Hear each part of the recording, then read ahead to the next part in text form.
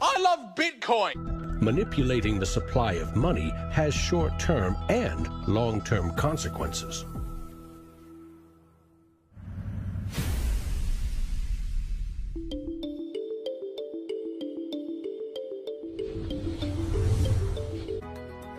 In 1913, bankers and politicians decided that it was in the country's best interest, and theirs, to have a permanent central bank. They created the Federal Reserve. Among its jobs, expand or contract the supply of a single national currency, the Federal Reserve note. The dollar was tied to gold, and strategic control of it would avoid booms that lead to busts. At least that was the plan. Then came 1929.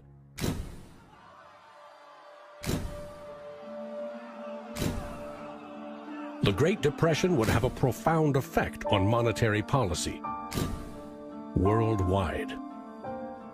I shall ask the Congress for the one remaining instrument to meet the crisis: broad executive power. Soon, the Fed had printed nearly all the money it legally could to pump life back into the economy. It needed gold to fire up the mint.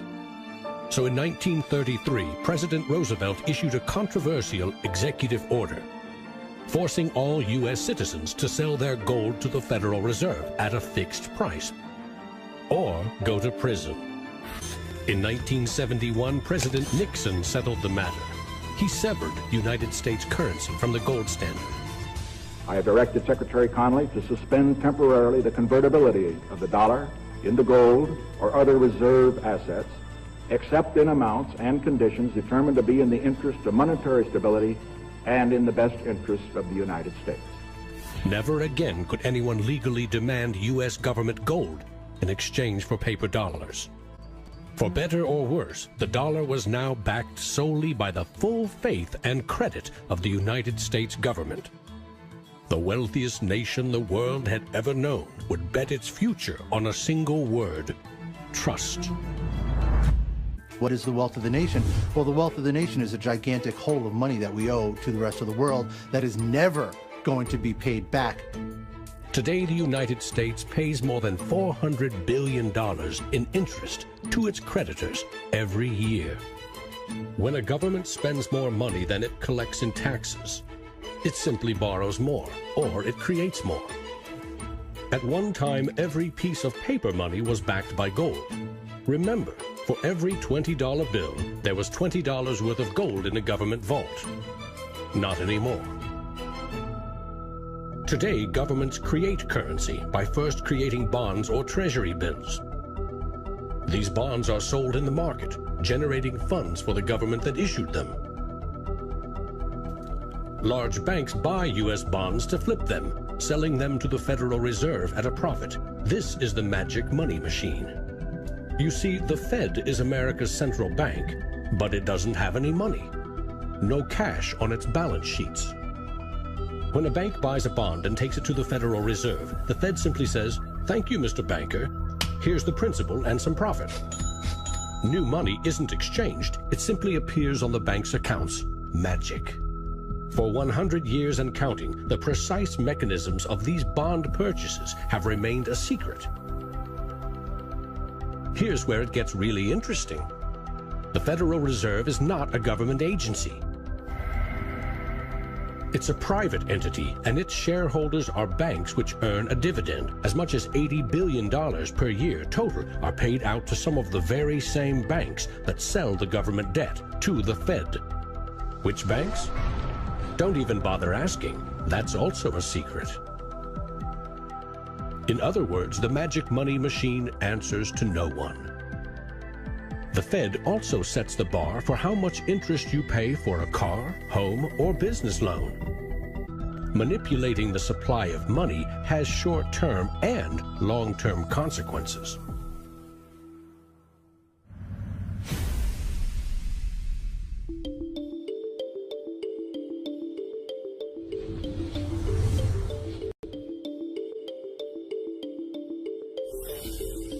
Central banks aim to create new money carefully, strategically, and very, very slowly. Releasing more money into the economy causes prices to rise, ideally by 2% every year. That's supposed to foster economic growth. But 2% inflation means the buying power of one cash dollar in your pocket today will be 98 cents next year, and less nearly every year to come. Since 1913, when the Federal Reserve took over the United States dollar, we've seen that the United States dollar has decreased in value 98%. Inflation is a far higher tax because on your income you pay it just once. If inflation is 2%, you're paying a 2% tax on your net worth every single year, your net worth held in currency. So, what does that mean? If you earned $1 in 1913, you could buy 16 loaves of bread. Today, $1 barely buys you one. That's not a quaint notion of how cheap things used to be. It's proof that the value of your cash is slowly withering away. That $1 invested at 2% in 1913 would now be worth $7.24.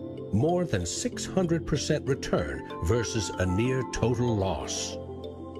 The U.S. dollar has gone from being worth $1 to now being worth about 4 cents.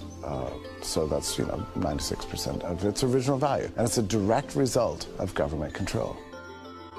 Governments don't create money from thin air all alone. You play a key role in the magic money machine.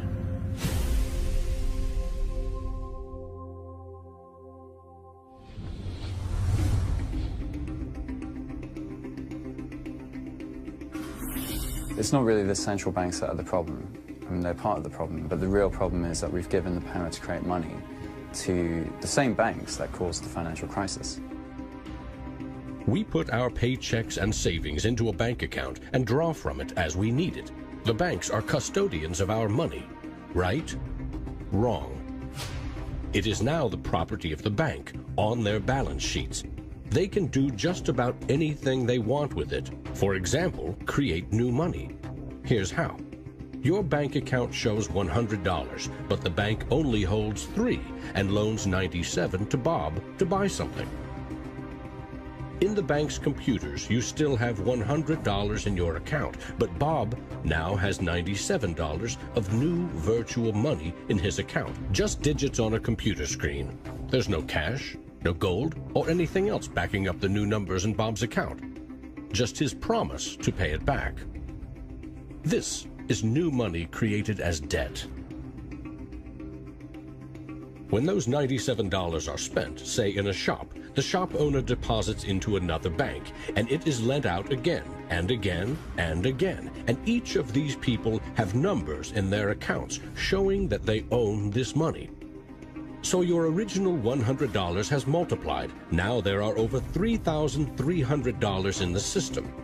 This process of loaning out far more money than a bank actually has as cash on hand is called fractional reserve banking.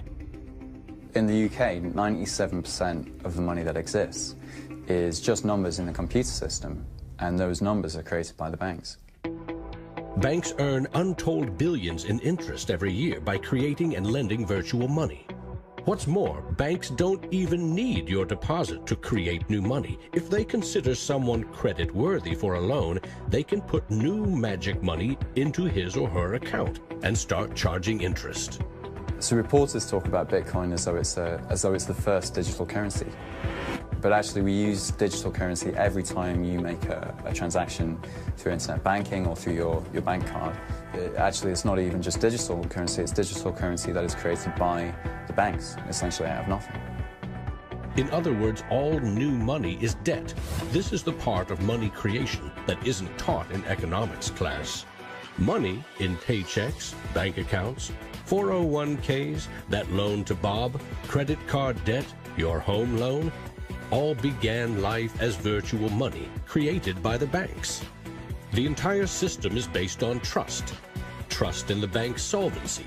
Trust in the debtor's ability to repay their debt. If all bank customers demanded just 3% of their deposits right now in cash, this run on the banks would reveal the truth. Almost none of that paper currency you think is in your bank account exists.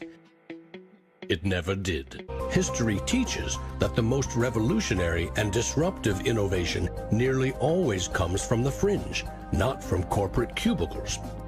True innovators see the world differently. They see the big picture, creating new products and entire systems that lead to new industries. Steve Jobs called them the square cogs in round holes. It's unsurprising that new innovations always come from a niche group of early adopters, because it is inherently very hard for many people to realize the benefits of new technologies. In 2011, most Bitcoin community people were either people from the technology space, the geeks and hackers, or people from the traditional financial industry. There are even some bankers and hedge fund traders using Bitcoinica at that time as well, which was really surprising to me. A radical new idea is often met with skepticism, ridicule, even hostility from those who stand to lose the most from its success. Case in point, the automobile. In the late 19th century, Carl Benz and others built the first cars, contraptions that could threaten the stagecoach and railroad industries. These self-propelled vehicles, or road trains, would certainly scare horses, injure people, and damage roads. Cars, the railroad barons said, were just too dangerous. And to protect us, they used their power to pass a law in 1865. It required every automobile in England to observe a 4-mile-per-hour speed limit and to be operated by a crew of 3, a driver, an engineer, and a flagman. This heroic flagman walked in front of the car to warn fellow citizens of the coming danger. The railroad tycoons, the lawmakers, the self-appointed gatekeepers used regulation to stifle innovation. But they didn't invent the flagman. He's been around for a long time. For centuries, very few could read. Books were copied by hand. The people in control, political and religious leaders, wanted to keep it that way, and they greeted Johann Gutenberg's printing press with licensing laws, publishing bans, taxes. In some parts of the world, printing was a crime punishable by death. After all, they were just protecting us from dangerous ideas. Before the printing press, there were an estimated 30,000 books in all of Europe. 50 years later, there were 10 million. As Gutenberg's invention flourished, the Dark Ages withered. Progress couldn't be stopped. But the flagman never stops trying. His masters set him loose on each of these innovations because they threatened someone's profits, someone's control. But remember, this is a story about money. What if a technological innovation allowed anyone in the world to be their own bank? To create a currency free from taxes and banking fees?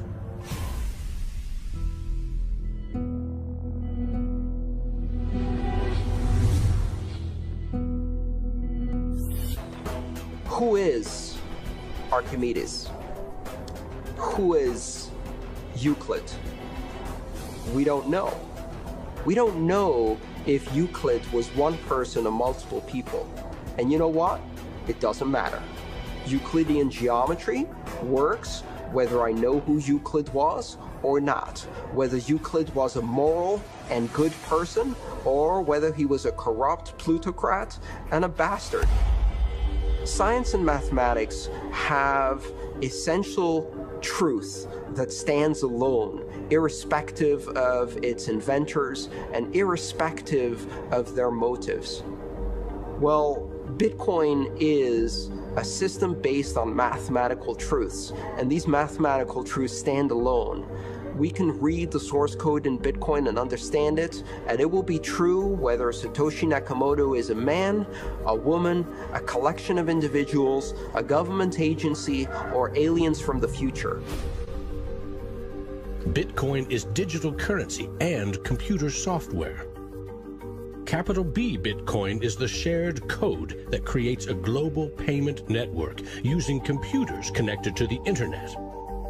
Bitcoins are virtual currency, digital money created, stored, and exchanged on that network. But unlike virtual dollars created by a banker, this new currency was created with math by an anonymous inventor. Bitcoin is an open-source software protocol like much of the code supporting the internet and email. Open source means anyone, everyone, can use the protocol. No one person or company can control it. Every change to the software is public, open, and transparent. The code was first developed by Satoshi. Then there were dozens, now hundreds, of programmers constantly collaborating to improve Bitcoin's features and security. So what makes Bitcoin a breakthrough? It tackles an ancient human dilemma and solves a computer science problem. Any shared information or data can be flawed, corrupted. Anything can be faked. How do we know that what we're receiving can be trusted? In our traditional mindset, it's very important to know who is behind this currency because their reputation is significant in knowing that our funds and the true wealth is actually safe. In finance, we rely on trusted third parties like banks, credit card companies, remittance services. They keep track of money as it moves from one account to another, and they charge us handsomely for it. We trust that their digital ledgers of credits and debits balance. A financial system that cuts out these middlemen could be faster, cheaper, and more secure. But Bitcoin is digital. Music and movies are easily pirated, copied, stolen. How can a digital currency retain value if anyone can make 1 million copies? The answer is at the core of Satoshi's invention. A Bitcoin is not a file on a computer. It's an entry in the publicly distributed database called the blockchain. Just as the Medici kept a ledger of credits and debits, today's banks record each transaction as a plus and minus in their ledgers. Now we call them databases. Bank accounts are replaced by a digital wallet that you alone control.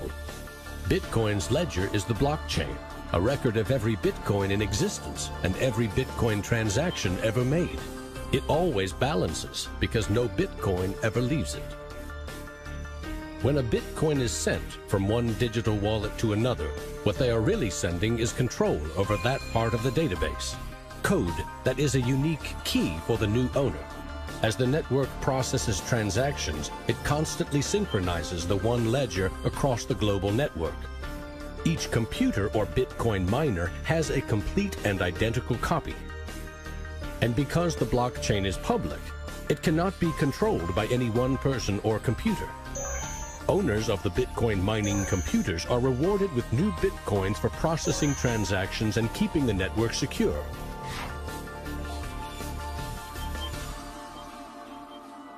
In other words, the Bitcoin network replaces banks and bankers. Today, the combined computing power of this global network is greater than the 500 biggest supercomputers combined, times 10,000.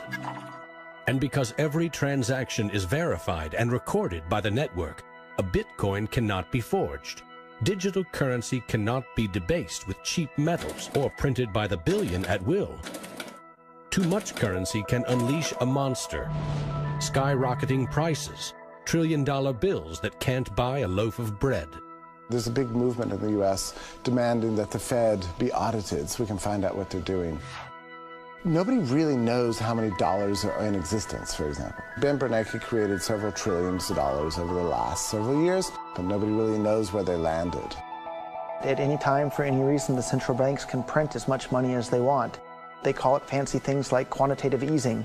And when they do that, it makes the dollars or euros or yen that you and I have worth less. So if the world starts using Bitcoin as their currency, it can't be controlled by central bankers or politicians.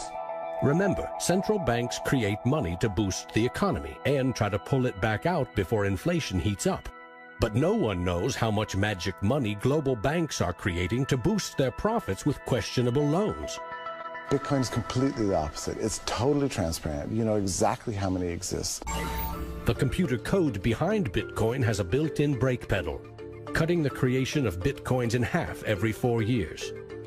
This ensures a transparent, controlled scarcity, and ultimately limits the total number of Bitcoins to 21 million. No lobbyist, no politician, no banker can create more, or change the mathematical rules dictating their creation. Advancing accountability. And that's one of the things I think is most exciting about Bitcoin and the technology behind it, is not so much that it will supplant the dollar or that it will supplant government itself, but that all of a sudden there's a competitor to government, and that government itself now needs to look over its shoulder more than it did. This new digital currency can be purchased online with a credit card or in person with cash. And it has the 5 key characteristics of money. In the US, 2/3 of in-person sales are done with debit or credit cards. That plastic is a 60-year-old technology, created by a middleman, never designed for the internet. Each transaction requires personal data, like your name and address. Credit card databases are regularly hacked, with fraudulent purchases charged to your account. Criminals buy and sell stolen credit cards by the thousands in dark corners of the internet. In some parts of London, 1/3 of all online credit card transactions are fraudulent. A Bitcoin purchase is done for pennies, but there are no protections. If you lose your passwords or are fooled into paying the wrong person, you can never get your money back. It is like digital cash. For a seller, this means no chargeback risks. For an e-commerce company like Expedia or Overstock, cutting credit card fees can double their profit margin. You could not miss the point more effectively than by thinking of Bitcoin as a currency and payment network that will make shopping easier for the first world. Bitcoin is about everything else, everywhere else. There are 2.5 billion people without a bank account. With Bitcoin, a mobile phone with an internet connection is now a bank with access to the global marketplace.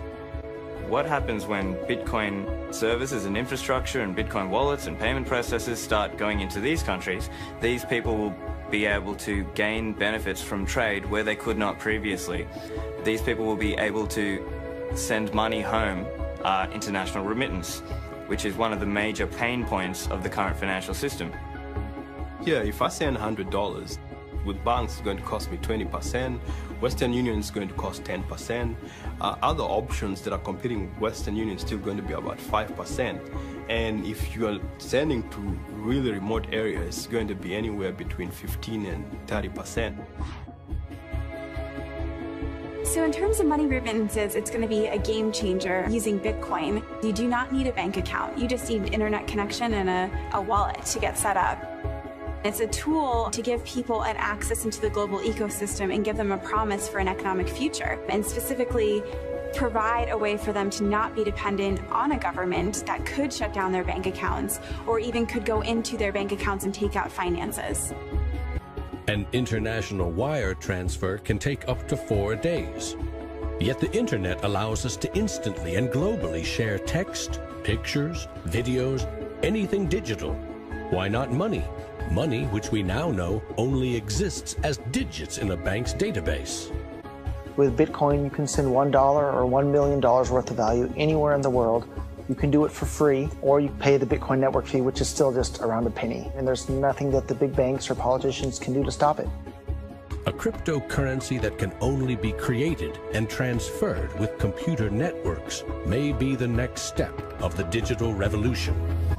A lot of people want to criticize Bitcoin for being used for illegal things or illicit things, but if you look at it, the most popular currency in the entire world for doing bad things is the US dollar. If you think of Bitcoin as a platform instead of a currency, then you really begin to see the potential it has. The ledger, which cannot be forged, it cannot be changed, and is universally accepted, is genius. There will be Bitcoin technology forever, and it'll have applications for years to come. Creating a secure global payment system may just be the beginning. Patents, contracts, land titles, proof of ownership can be baked into Bitcoin, securely held in the public ledger. I read up more about Bitcoin, I played with the source code, I built some things that I realized this is actually a very, very powerful protocol. It's not just a currency, but it's actually programmable money. The digital age has fundamentally changed the world. We have embraced digitized music, film, medical records, communications, the internet. The free exchange of information and currency can fuel revolutions, help in a disaster. But our money is shackled to the 20th century, manipulated by governments and banks.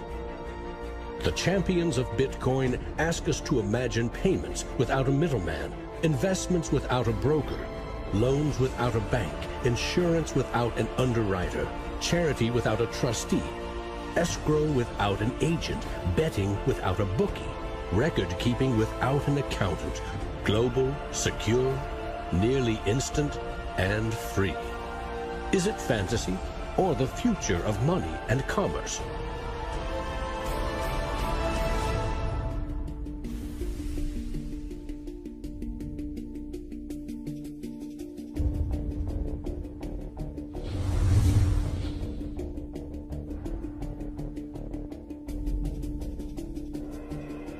I love Bitcoins. I'm really into Bitcoin.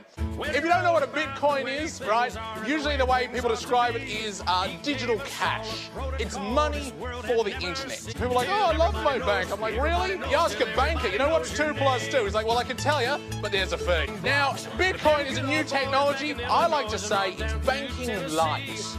All of the convenience, none of the evil.